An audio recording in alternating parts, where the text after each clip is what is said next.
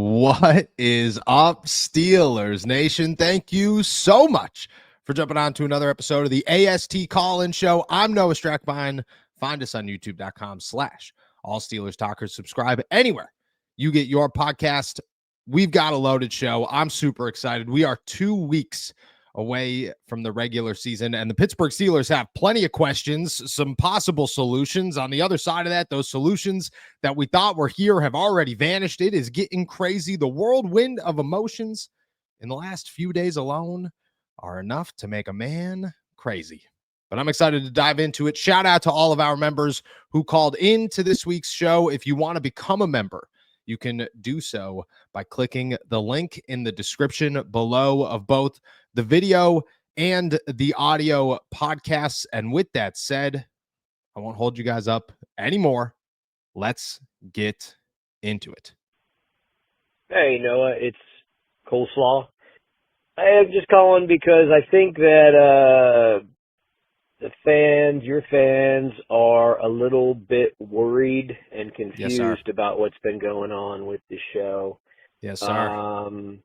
Mostly just because there has not been any sort of explanation, and not that you owe us one, but I guess I think some people are feeling kind of funny about it.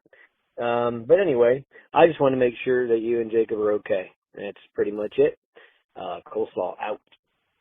Shout out to Coleslaw. I wanted to start with this one. We've been getting a bunch of comments and questions, obviously, about what's going on. We changed the schedule, the format. We haven't been live streaming, so on and so forth. It's nothing life-altering, to be very honest with you. And I apologize that it's taken this long. We honestly thought that we'd have it figured out by now, and we are still kind of working through it. But it's actually real straightforward. The Steelers' schedule post-training camp is significantly later than we thought it was going to be. In years past, I'm able to walk in the door at 3:50, jump on this podcast by 4:00 p.m. Eastern time, and, rock with you guys. But the last couple of days, we haven't gotten home until 5:30, 5:45. And we're just trying to figure out what life is, how we go about both the podcast and the live streams with the schedule change, because, as much as we would love to just live stream every day, live streaming at 6:00 at night, not getting done until after 7, and still having a family life is impossible. And you can't do that, nor can you expect somebody to do that. So we're just trying to figure it out. In the meantime, we're just making sure we're pumping out podcasts. We should have it figured out soon. I gave myself a real hard deadline of just get through the preseason, get through this week, and then have a hardcore plan, or Mike Tomlin's words, a soft plan that we could be nimble on our feet with moving forward. Live streams aren't going anywhere. We're going to keep them going. It's probably not going to be an everyday thing with the schedule change, unfortunately, but we will still make sure that live streams are a thing twice a week, once a week, a couple times a week. We'll have a pretty detailed schedule, but just trying to adjust to the timing. That's all it was, is we kind of were not expecting it, to be very honest with you. You power through training camp with, the later schedule and the getting home at 8:00 and so on and so forth, and you're feeling good. And then the next week we were like, all right, let's get back to our normal schedule program. And we both walked in the door at like 5:15. We were like, oh, all right, this isn't going to work. How do we figure it out? So we're just trying to adapt and grow as the Steelers are throwing some curveballs, but we'll have a plan in place for you guys. Again, I apologize that there's been no updates. I honestly thought it was going to be figured out by now. And then yesterday, when I realized it still wasn't figured out, and it's been 4 or 5 days or 4 or 5 episodes, it was like, okay, let's address this. Let's make sure things are okay. I thought we were going to be good by Monday, and it didn't end up being the case. So we will have it figured out. We will have a schedule in place for you guys. Just asking for a little bit of patience throughout this week as we, try to figure it out. But nobody's dying. Everybody's good, healthy, strong, happy. Jacob's still rocking his sweatshirts. Everything's good to go. Just figuring out schedule as we got thrown a little bit of a curveball with the practice schedule. And we have to make sure that we're at practice for you guys. You know what I mean? That's priority one, is making sure that we are there, boots on the ground, able to give you guys the best information possible. And we'll kind of adjust and adapt from there. But we appreciate you guys sticking with us, and we'll get it figured out in the next couple of days. We will have it figured out. What up, Noah? Eli, a.k.a. Tomlin's Eyelids, parentheses, he cut me off here. So I've got a few questions for you with this particular call. First of all, so I want to know both all-time and your time covering the Steelers and this training camp, what is the most impressive display of athleticism you've ever seen? I'm not necessarily saying the best play or, that's the easiest the most answer athletic guy. I'm saying one thing that you saw that you were like, holy Toledo, human beings can do that, both all-time and this training camp, and who did it and what it was. Yes, sir. Okay. The other thing I wanted to talk about is, some people may or may not know the story of famous air raid innovator Mike Leach, who at one point wanted to have a little person walk onto his team so that in goal line situations they could take them, give them the ball, and throw them across the goal line. Yep. I think that with Darnell Washington, we have an excellent opportunity to bring this into fruition. Now, I know what everybody's thinking. We're going to throw Calvin Austin. You can't do that. He's too valuable. He's our wide receiver number 2. We can throw Max Hurlman. He is a borderline roster guy anyway. So what we're going to do is we're going to have them line up in split shotgun on either side of Aaron. Aaron's going to snap the ball, hand it to Max Hurlman. Darnell will pick him up and launch him, hopefully not out of the back of the end zone, into the end zone. And I think that may be the most unstoppable play in football. I think you're right. Push. I do think you're correct. Let me know what you think. Thanks. Eli, first off, Max Hurlman would be incredible. Scotty Miller, dude. Scotty Miller's 110 pounds, soaking wet, no chance. It could work. It could work. I was a little nervous where you were going with that one, but we stuck strong here, and I'd be all about a Scotty Miller toss. And I think he would too. You imagine the touchdowns that guy would have. Imagine.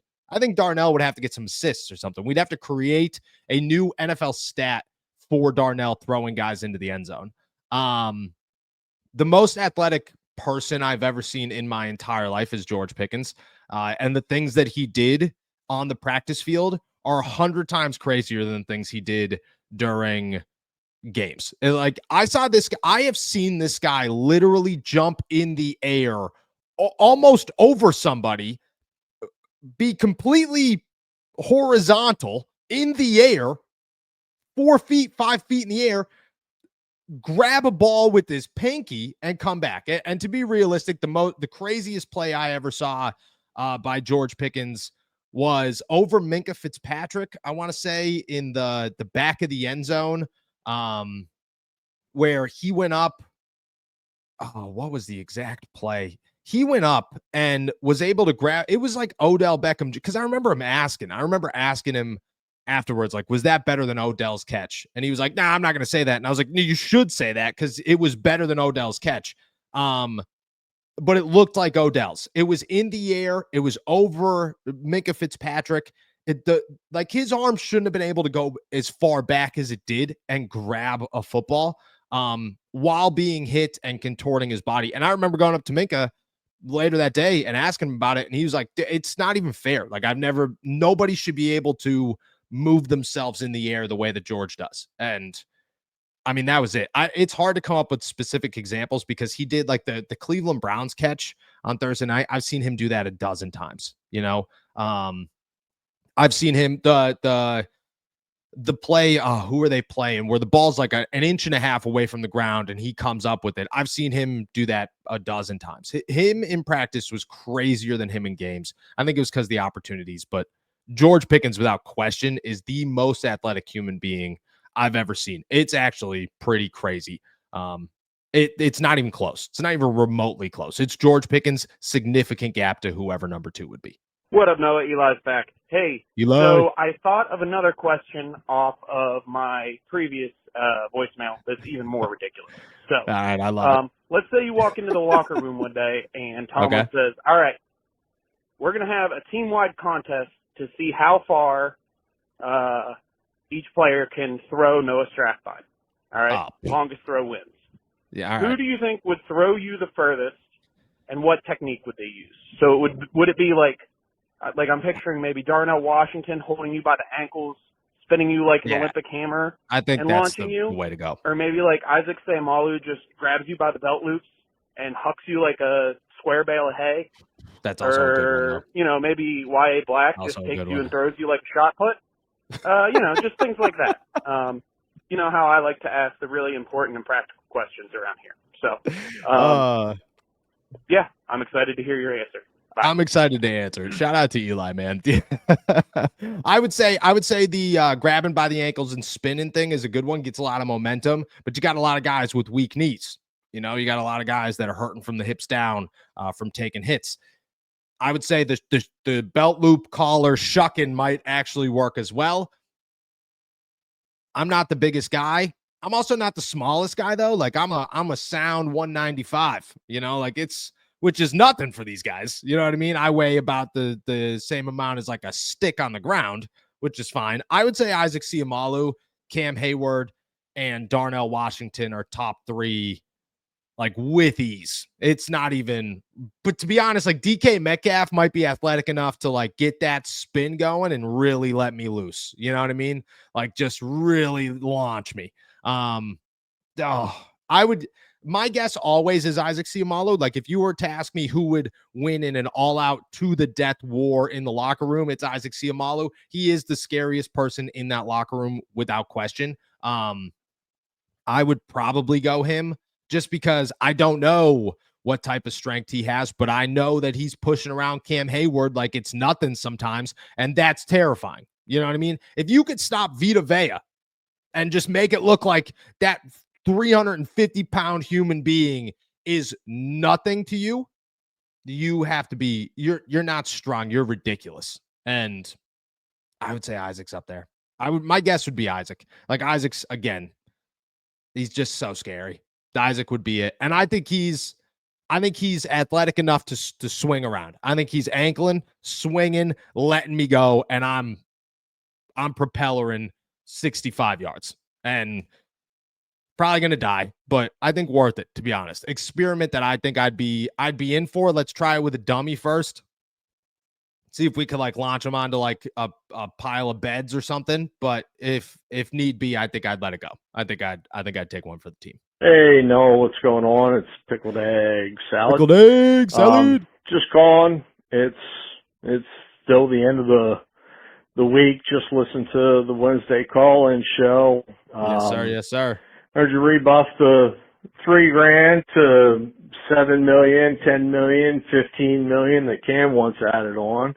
And I just had to call in and say, that's really not what it is. If I'm doing a bathroom for $30,000, $3,000, that's a 10% increase.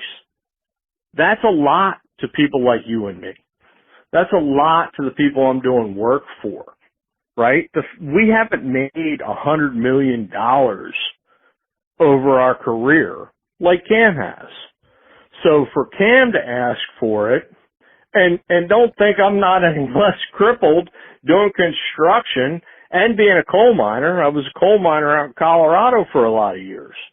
Yeah. So I'm going to be crippled up in my old age. I don't have $100 million to show for it. True. I don't have $50 million. I don't have $20 million to show for it. We work for a living here with $19 million, and we understand they work for a living, and they're pros, and they're good at what they do. Yes, I'm pretty damn good at what I do too. And we honor our contracts. Yes, and just the whole thing of if he went to the Steelers and he said they all giggled when he said, "Oh, when I play all pro, I'm going to come back and ask for more money." He should have hammered down and been like, "No, I'm serious. When I go all pro, I'm going to come back and ask for more money," and made it a real thing. It doesn't sound like he made it a real thing, like they didn't take him serious. So now that the Steelers are saying, hey, we're not paying him. Yeah. We already did this deal and we're not paying him. Now I asked on one of the regular shows, what are the chances he sits out? Now, what are the chances he sits out? Because I don't think the Steelers are going to pay him. Yeah. I think they're old school. Like I said before last week, it's a bad precedent to set. We don't pay guys in the middle of a contract. We just don't do it. I agree. And after what I heard on the Wednesday afternoon show, I don't think you guys think they're going to pay him either.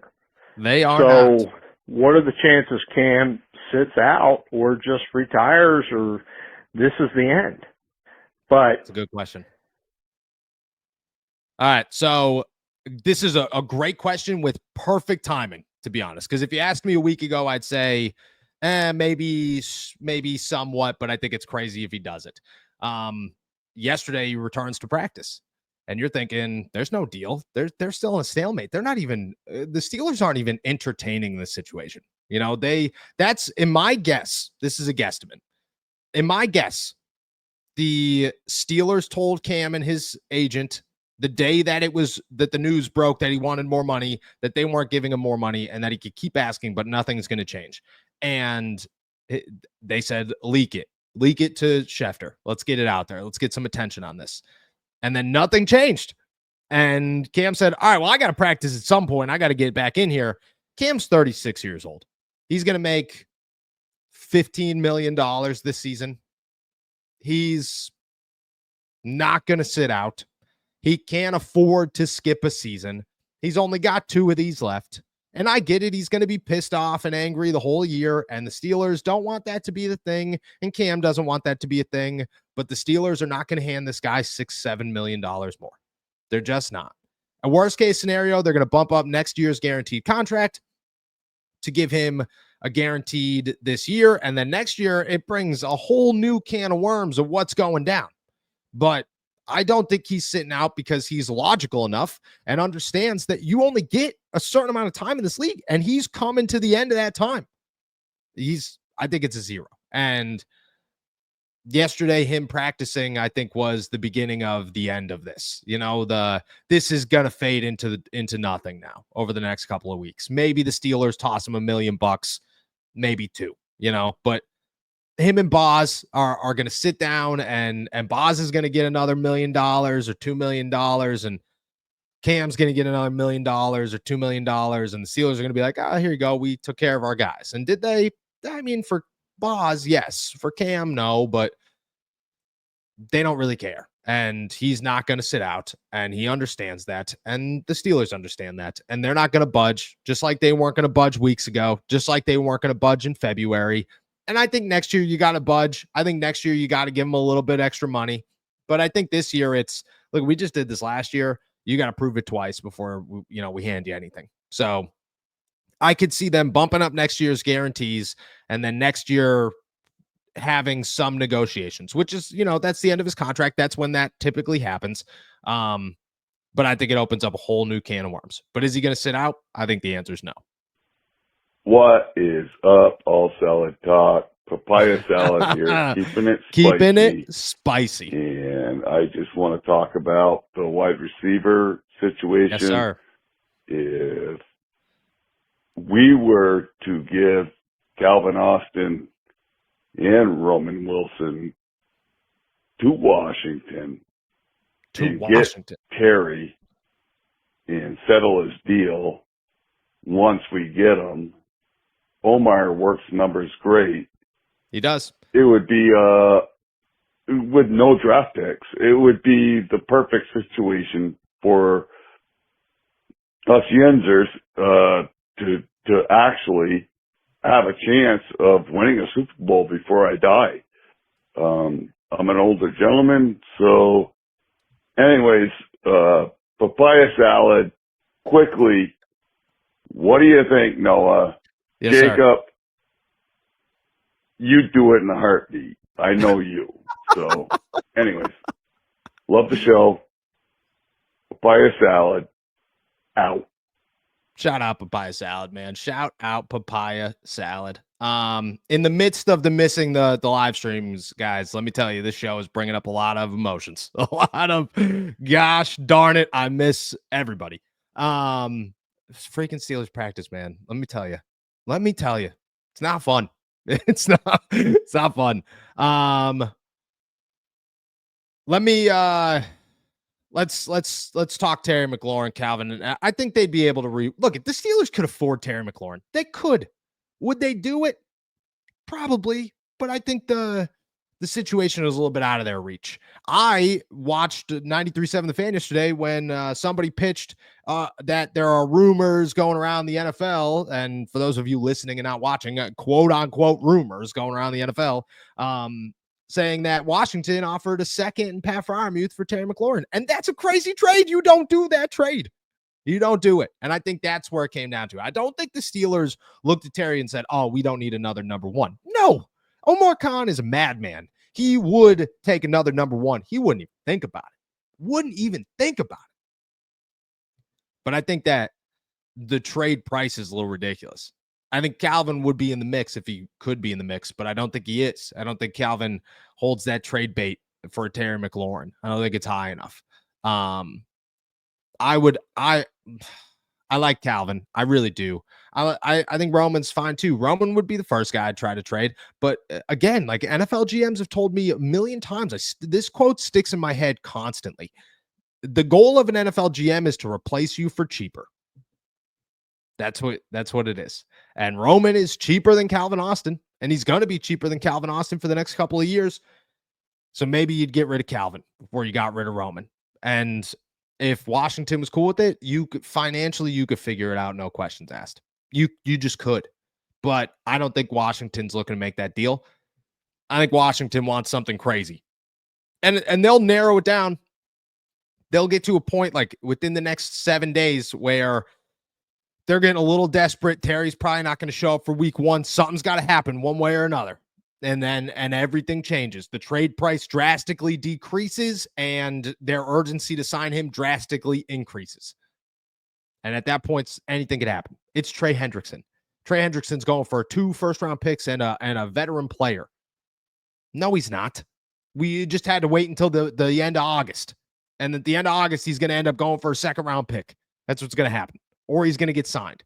But I don't think by no means is Terry McLaurin going for the crazy offers that people are tossing out there. I think Calvin in a pick is doable in the next 7 days. Do I think it'll happen? No. Is it doable? Would I make it work if I was Omar? Yeah, I think I would. And I think that they could afford to make it work for sure. Good morning, Big Strack in the slick black Cadillac. This is Crash Out Coleslaw, and I only have 2 things to talk to you about today. Yes, sir. Yes, sir. Is papaya salad. My man, papaya salad, keeping it spicy. Brother, you were talking contracts. You're kind of upset with Cam's contract. I get it. But I would like to make a contract with you, and that is no more than 2 calls per calling show. That's. Are you up for it? Can we do it? I'm just playing. And shout out papaya salad. We love it. I'm not sure what's going on with the what happened. Thursday, Friday, Monday. You're not having the part of the show where you get into the chat. Yeah. Or else I'm missing something. But we do enjoy it, and there's I could go listen to Chris Carter just talk for a half hour. Nothing against Chris. I love him. But we like your show because it is interactive. And, yes, sir. That's one of the reasons. So we miss you. And we need that back. Otherwise, I'm going to be like my man Jay, and I'm going to have to start looking into BetterHelp or something. You're going to have to talk me off the ledge. Crash out. Shout out to Tortellini Salad. Like I said, we're trying to figure it out. I appreciate you. Shout out Chris Carter, man. Shout out to Chris Carter. That's my dog right there. We were just talking yesterday at practice. like I said, miss you guys too, dude. Dying over here without them. Just trying to figure it out. Trying to keep. It's not even work-life balance. It's just like, you can't do a podcast at 6:30 at night every night, 5 days a week, and expect your wife not to hate you. You know what I mean? Like at some point, you got to eat dinner with your wife. So we'll figure it out. Mike Tomlin loves throwing curveballs, man. But look, Mike T ain't got nothing on me, so we'll figure it out. And we'll be in them. Even if we have to, which most likely we'll have to lessen them to not every day, not every, end of the thing. We'll have to pre-record podcasts and then do live streams where we, dive into some stuff. But we're going to make sure that we're not going anywhere. You know what I mean? The live streams are my favorite thing to do. I actually want to expand them, to be honest. Like I have more ideas for members only shows and, that kind of stuff and the whole nine. So we're just kind of getting into it, figuring it out. And, I'm like I said, I gave myself a deadline of post preseason. So I got until the end of Friday to figure this thing out in my own head. And I'm pretty confident we're going to figure it out. You know what I mean? I'm pretty confident that it's going to be solved and it's going to work out. And to be honest, I see it on the other side being better than it was before. You know what I mean? Like I see it on the other side where we have more content for you guys and are able to interact with you guys at the same time, because that's my favorite part of the day. Talking with Jacob's a fun time. Talking to tortellini salad is, and coleslaw. That's what gets me fired up. That's what gets me out of bed in the morning. All right. So we're going to figure it out. Like I said, giving myself until Friday, just to kind of game plan around it, talk to some people, because that's the thing, is that just because it's this week and last week doesn't mean that it's going to be next week with the Steelers schedule. So we'll see where it goes. I won't keep ranting on this, but we'll be back on the live streams. Don't even worry about it. And anybody who, has caught the premieres and thought that they were live streams and like did something like asked a paid question or something like that, shoot me a DM, send me an email, something like, I want to make sure I answer those questions if we did miss them. Yeah. Hello, Noah and Jacob. What's up? Mike. Calling from Washington State. Yes, sir. First-time caller and new member. The Pacific Been a Steelers Coast. fan for 55 plus years. Damn. Basically, right now, my only comment is Davis or McLaurin or somebody like that is needed yes. to free up DK and yes, or sir. vice versa. When DK is double covered, one of those guys could be getting open on the outside. Love the show. Agree with most of everything you guys talk about. Thank you. Have a good day. Thank you. Mike, what is up? I'll take that as there are a lot of things you don't agree with, but you're going to be a nice guy. Shout out to Mike, dude. I appreciate you. Thank you. Welcome, my friend. Welcome to AST Nation. Welcome to the picnic pack. Very appreciated, brother. I agree with you. I think Calvin Austin's a good wide receiver. I love Calvin Austin, to be honest with you. Maybe it's because the dude came on the podcast. Maybe it's because he's always got a smile on his face in the locker room whenever you go up to say hi to him. Maybe it's, just because I think he's super talented and underutilized. I don't know what it is, but I do think Calvin Austin's a stud. And I'm very excited about what Calvin Austin could do with Aaron Rodgers. That being said, Calvin Austin be the best wide receiver to a group that had a Gabe Davis and a DK Metcalf, because Gabe Davis isn't opening up the field for DK, but Gabe Davis allows you to have another big body to spread the field, because that's what you're missing right now in the Steelers offense. Is DK is a big body that's going to play on the outside, but everybody else plays on the inside, which means that you could essentially make sure that one safety is in the middle and one safety is deep on DK's side, and you don't got to worry about the rest of the field. You need a Gabe Davis on the other side to say, look, you could focus on him, and Gabe's not a superstar, but Gabe's going to catch 5-6 touchdowns a game or a season, and you don't want it to be against you. You don't want one of them to be against you. So I think that's what it does, is it just spreads it out. It makes things a little more difficult for a defense to game plan against, because you have the whole length of the field or the whole width of the field instead of just half of it. And again, don't get me wrong. I think Arthur Smith's offense in the second preseason game was awesome to watch. So he was cooking. But I also think that you could use another big body. And I mean, Terry McLaurin's a whole other level. He obviously opens up the field, but Gabe Davis in my head is like the realistic until he went to Buffalo for a visit option. And I think he's the big body that you could utilize. And that does space the field like that. I agree with you. And what it does for look, I think DK is going to have a crazy season.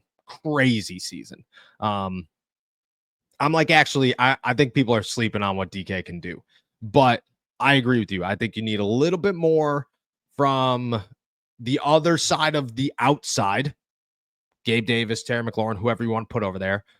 That way you don't have to count on Calvin Austin to space the field.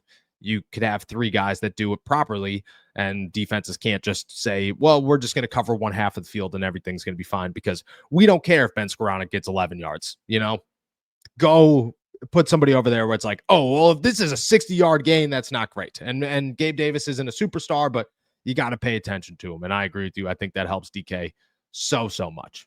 What's up, Noah Strackbine and all the Picnic Pack folks? This Poke Salad calling from South Kakalaki down here. Yes, sir. Yes, sir. How good are we thinking the run game's going to be when they have all of the pieces in there, like Darnell blocking on the end of the O-line and all that? Yeah. I think it'll be better than what we're seeing, but hard to tell with just preseason. Figure we get some thoughts on that. And I had another question. We're here what for was it. Defense. We're here for it all day. I'm putting the over-under at 12 interceptions by week 9. See what you 12 think interceptions about that, by week 9? Right. Poke Salad out. Poke Salad, dude, with the bold predictions. Look, I do think this 12 interceptions by week 9. I saw CBS predict the other day that the Steelers are the last undefeated team going to week 7. I think Jalen's got 5 this season. I think Darius Slay's got 1 or 2. I think Joey's got 3. I think Deshaun Elliott's got 1. I think Juan Thornhill's got 1. 9 is a lot, brother. Peyton Wilson's going to have 1. Patrick Queen's going to have 1. 12 is so much, but that would be so awesome. That'd be so awesome. I think the running game's going to be fine. I think the offensive line's going to be fine. I look at it and say right now, Jaylen Warren's not in there. And you're looking at a guy in Kenneth Gainwell that's more of a pass catching back than a runner. And you're also looking at Caleb Johnson, who is still very much so adjusting to this game. And what happens when your starting running back in Jaylen Warren is on the field? I think a lot of things change. I think Jaylen Warren is very underappreciated and very undervalued in Pittsburgh. And I think a year ago, everybody was looking at him going, he's probably better than Najee Harris. But this year it's like, well, Caleb's the new flashy toy. I get it. Caleb's the future, but Jalen's right now. And right now, Jalen's got an upper hand in being able to produce on the ground. And that's because he sees the field different. The game is so much slower to him than it is Caleb right now. And that'll change. That'll adjust. But for right now, I think that's what they're missing. It's not the offensive line. It's not the Darnell. It's the running back isn't able to slow things down yet. Jalen's able to slow things down. And I think that's going to change a ton. So once Jalen gets out there, I see a totally different run game for the Pittsburgh Steelers. And I think the offensive line's good. They've impressed so far. And I think that's going to continue for sure. I still can't get over 12 interceptions by week 9. That's a bold prediction, man. I can't tell you I'm going to jump on that bandwagon. I'm not going to say that I'm going to say it can't happen. I'll never say never, especially when Jalen Ramsey looks as crazy as he does and Joey Porter Jr. looks back and Darius Slay. I just can't do that. You know what I mean? We're not even counting the odds and ends of like the TJ Watt random interception. Maybe. It would be so wild if it happened. I think that's good. You got 12 interceptions by week 9. The Pittsburgh Steelers are in week 9 first in the AFC North. If that's my bold prediction to your bold prediction. If the Steelers have 12 interceptions by week 9, they sit first in the AFC North by the end of week 9. That's my bold prediction on top of your bold prediction. It's a good one. It's a good one for sure. What is up, Noah? shout out to AST Nation. It is tortellini salad. Yes, sir. Kind of just calling to rant about Gabe Davis. I really don't want Gabe Davis on the Steelers. I think it's a terrible, terrible decision. Just gonna add another body to the injury reserve. Not really gonna do much. I get it. He's a big wide receiver. Yeah. What is he really offering? Much other than that? Not much. I mean, I understand we need somebody else who can go on the outside and catch, but don't think it should be him. Don't think it should be him. That being said, have a great day. Yes, sir. All right, I'll give you the Gabe Davis support system here. And it's simple. Like, to me, he's super inexpensive. And again, if in the next 7 days you could come up with a better option, awesome. But right now there are no better options. You know, you're not going to get Terry McLaurin. You're not going to get Chris Olave. Half of Green Bay's pass catchers are injured. Jalen McMillan just went down until week 9. Houston already made a trade. Like, you're out of options here. You know, it's Odell Beckham Jr., Amari Cooper, or Gabe Davis, and Gabe Davis is the easy answer of those three. My thing with Gabe and why I think it's a decent move is that schematically it fits what the Steelers are looking for. He's a strong run blocker. He's got very reliable hands for the most part, and he's a big body that could be DK when DK is not on the field, which right now the Steelers don't have. Once DK is removed, the offense has to change completely. They can't run the same plays with and without DK on the field. I think with Gabe out there, you know, you allow your offense to continue to move smoothly without any hiccups, without any drastic changes. And while I don't think he is like your elite wide receiver 2 that the Steelers could use, I do think that he fits what the Steelers could utilize this season behind DK. And I think that's all he'd be a wide receiver 3 behind DK Metcalf and Calvin Austin, and he'd work alongside Roman Wilson. And right now the Steelers don't have another outside guy, which means DK's either got to play 100% of the snaps, which is not realistic, or you have to change your offense completely once he's off the field. I think Gabe's good enough to say he could get open. He could catch some physical passes. He could run block really, really well. If you need him on the outside with DK every once in a while, I think it works. And again, he's going to sign for nothing. He's going to cost no money. Because of that, I think it works out. I hear what you're saying. I think there are better options out there. I just don't think they're available right now. You know, I think the Terry McLaurin costs too much money. You missed on Chris Olave. You waited too long to call Green Bay. You didn't get John Mechie. You're not getting Odell. You're not getting Amari Cooper. I think Gabe, to me, fits the bill in limited options. And I think if they go in without another addition, it's going to be really, really quick for everybody to realize that they should have signed somebody. Hey, I had a question this Maddie. week, Maddie. I know. Gabe Davis visited today. Today's Tuesday. I'm calling. Yes, sir. Yes, ma'am. Did you get the impression about him? Do you think they're going to sign him? Do you think he wants to go back to Buffalo? Do you have any indication on what is happening with that? And what is your confidence rate that they probably will or will not sign him? Great question, Maddie. Right now it's a 0 because Buffalo holds such a strong upper hand in this one. He loves Josh Allen. He caught 27 touchdowns there. He was a starter.